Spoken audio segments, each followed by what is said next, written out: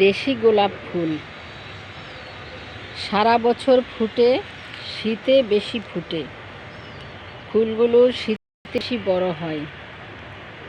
এই ফুলের একটি হালকা মিষ্টি সুবাস আছে। ডাল থেকেই এর চারা হয়।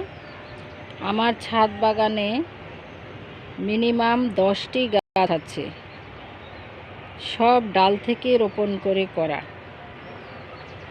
গোলাপের পাপড়ি ভিজিয়ে গায়ে দেওয়া, মুখে দেওয়া যায়। গোলাপের পাপড়ি শুকিয়ে বিরিয়ানিতে ব্যবহার করা যায়, বিরিয়ানি রান্নায় ব্যবহার করা যায়। আর গোলাপের নির্যাস থেকে সুগন্ধি আতর তৈরি করা হয়।